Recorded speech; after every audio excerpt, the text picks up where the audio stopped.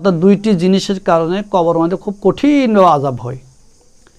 দুইটি বস্তু, সেই দুইটি বস্তু কি? যেই দুইটি বস্তুর কারণে কবরে আযাব হয় কবরবাসীর, ওই দুইটি বস্তু কি? সেই দুইটি বস্তু সম্পর্কে রাসূল করিম সাল্লাল্লাহু আলাইহি ওয়াসাল্লাম অবশ্য সাহাবায়ে কেরামদেরকে শিক্ষা দিয়েছেন, সাহাবীদেরকে বলেছেন। সে হাদিসটা বুখারী শরীফের মধ্যে এনেছেন, বুখারীর হাদিস,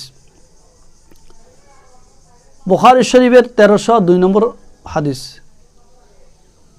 হাদ্দাসানা কুতাইবা ক্বালা হাদ্দাসানা জরীর আনিল আমাশ আন মুজাহিদ আন তাউস আন ইবনে আব্বাস قال مر النبي صلى الله عليه وسلم على قبرين فقال إنهما ليعذبان وما يعذبان في قبر ثم قال بلى أما أحدهما فكان يسعى بالنميمة وأما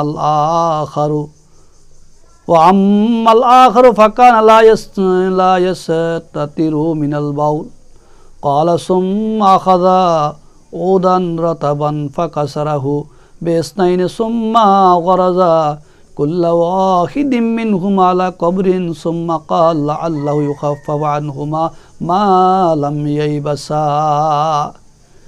আল্লাহ রাসূলের সাহাবী হযরত ইবনে আব্বাস রাদিয়াল্লাহু তাআলা আনহুতে বর্ণিত আছে, বিশ্বনবী জনাব মুহাম্মদ রাসূলুল্লাহ সাল্লাল্লাহু আলাইহি ওয়াসাল্লাম যখন একটি কবরের পাশ দিয়ে যাচ্ছিলেন, তখন সাহাবীদেরকে বলল, আমার সাহাবায়ে কেরাম, এই দুইটি কবর আযাব হচ্ছে।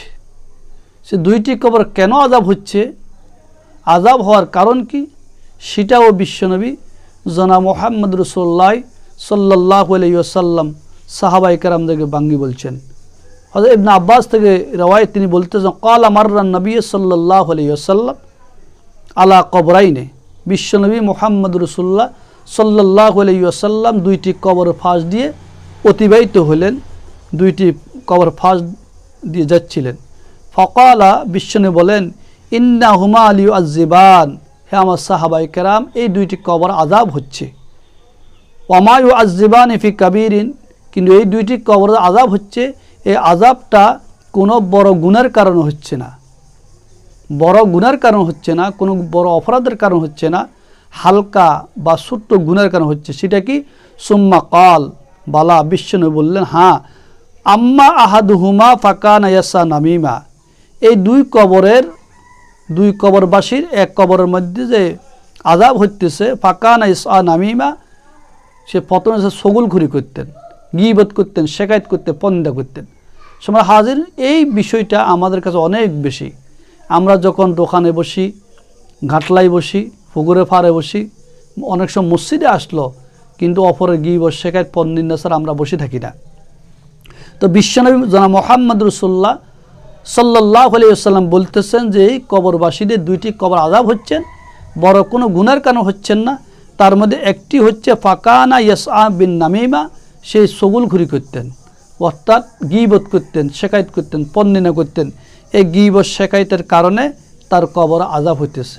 সে গীবত সম্পর্কে বিশ্বনবী জনাব মুহাম্মদ রাসূলুল্লাহ কোরআন মুহাম্মদ রাসূলুল্লাহকে আল্লাহ রাব্বুল আলামিন সূরাত হুমাযার মধ্যে জানা দিয়েছেন, ওয়াইলুল লিকুল্লি হুমাযাতিল লুমাযা আল্লাযী জামাআ মালান ওয়া আদ্দাদা।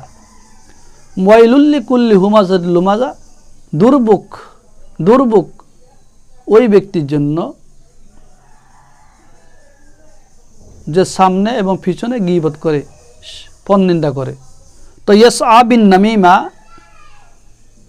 একটি আযাব হতো গীবতের কারণে, সগুলখুরির কারণে।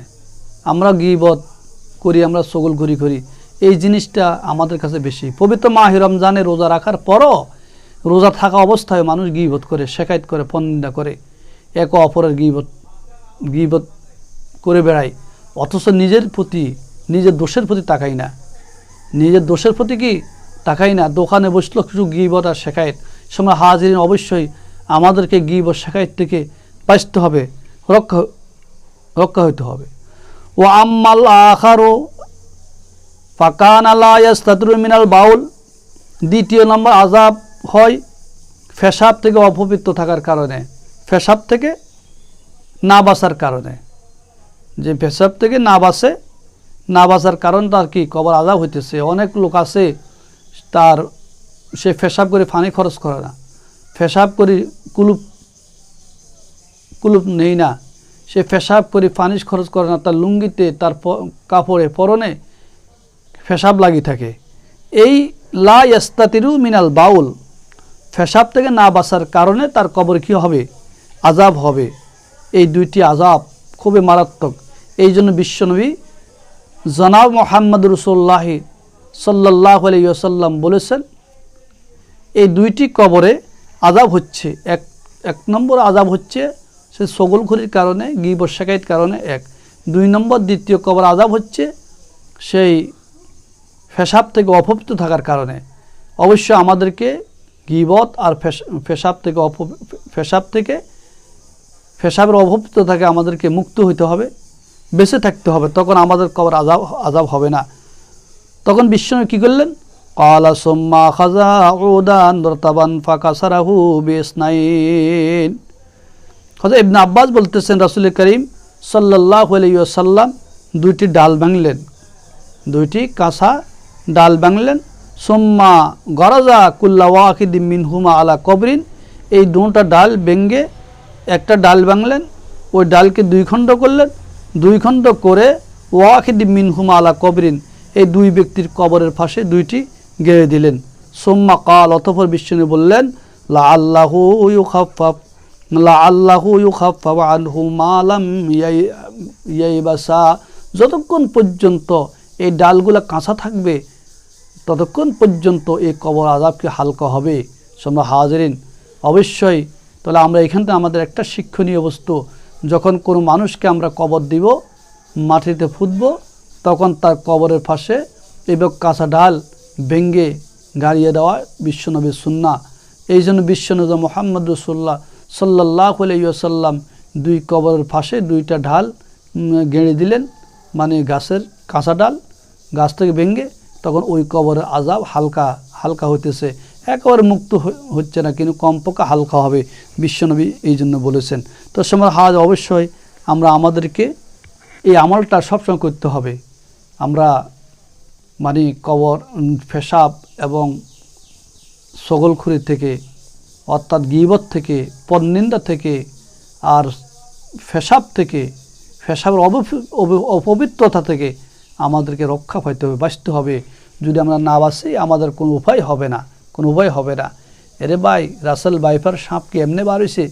রাসেল বাইফার সাপ কবর আযাব, এটা কোন রাসেল বাইফার সাপ, এটা কবর আযাব।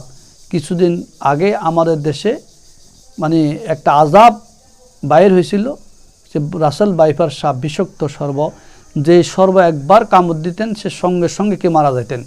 এটা নিয়ে পুরা পৃথিবী তোলপাড়। তো এই জন্য রাসেল বাইফার সাপের আঘাত কি, তার বিষ কি, তীব্রতা কি, তার হচ্ছে কোটি কোটি গুণ হবে কবর আযাবের তীব্রতা, জাহান্নামের আযাবের তীব্রতা, কবর আযাবের তীব্রতা হবে মারাত্মক। একটা কবরের মধ্যে এক একটা সর্ব হবে সমগ্র পৃথিবী জোয়া, এক একটা সর্ব। তাদের লোয়াব যদি তাদের নিঃশ্বাস যদি দুনিয়াতে ছেড়ে দেওয়া হয়, সমগ্র দুনিয়া বিষাক্ত হয়ে যাবে, কিয়ামত পর্যন্ত খের পর্যন্ত গজাবে না। এত মারাত্মক সর্ব, মারাত্মক বিষ। এই জন্য রাসূল বাইফার সাপের মতন এটা সাধারণ সর্ব না, কবর আযাব খুব মারাত্মক, খুবই কঠিন। এই জন্য যেন আমরা কবর আযাব থেকে মুক্তি পেতে পারি, সব সময় আমরা কবর আযাব থেকে মুক্তির জন্য আল্লাহকে দোয়া করব। আল্লাহ আমাদেরকে কবরের কঠিন আযাব থেকে মুক্তি দান করেন, জাহান্নামের শাস্তি দান করেন। এই জন্য বিশ্বনবী মুহাম্মদ রাসূলুল্লাহ 4 প্রকার আযাব থেকে আল্লাহকে ফানা চাইতেন। 1 নম্বর ছিল কবর আযাব, 2 নম্বর হলো কবর আযাব থেকে ফানা চাইতেন 1, 2 নম্বরে তিনি জাহান্নামের শাস্তি থেকে আল্লাহর কাছে মুক্তি চাইতেন, নাজাত চাইতেন, মাপ চাইতেন। 3 নম্বরে জীবন এবং মৃত্যুর ফিতনা থেকে। 4 নম্বরে হলো মাসিহ দজ্জালের ফিতনা থেকে আল্লাহর কাছে আশ্রয় প্রার্থনা করতেন। এই 4টা বস্তু খুবই মারাত্মক, মানে এগুলা আযাব, কঠিন আযাব। এই আযাবগুলো থেকে আমাদেরকে মুক্তির জন্য আল্লাহর কাছে দোয়া করতে হবে। আল্লাহ যেন আমাদেরকে আমল করার তৌফিক দান, আমিন ইয়া রাব্বাল আলামিন। ওই হাদিসের ওই আযাবদের ব্যাপারে বিশ্বনবী মুহাম্মদ সাল্লাল্লাহু আলাইহি ওয়াসাল্লামের একটা দোয়া আছে, যে দোয়াটা রাসূল করিম সাল্লাল্লাহু আলাইহি ওয়াসাল্লাম সবসময় করতেন, মানে এই আযাবগুলোতে ফানা চাইতেন। আন আবি হুরায়রা রাদিয়াল্লাহু ক্বাল কানা রাসূলুল্লাহ সাল্লাল্লাহু আলাইহি ওয়াসাল্লাম ইয়াদউ আল্লাহুম্মা ইন্নী আউযু বিকা মিন আযাবিল কবর ওয়া মিন আযাবিন নার ওয়া মিন ফিতনাতিল মাহইয়া ওয়া মামাত ওয়া মিনাল ফিতনাতি মাসিহিদ দাজ্জাল। রাসূল সাল্লাল্লাহু আলাইহি ওয়াসাল্লাম এই দোয়াটা সবসময় পড়তেন সকাল সন্ধ্যা, কবর আযাব থেকে মুক্তির জন্য। আমরা অবশ্যই এই দোয়াটা পাঠ করব। আল্লাহ যেন আমাদেরকে আমল করার তৌফিক দান করে, আমিন।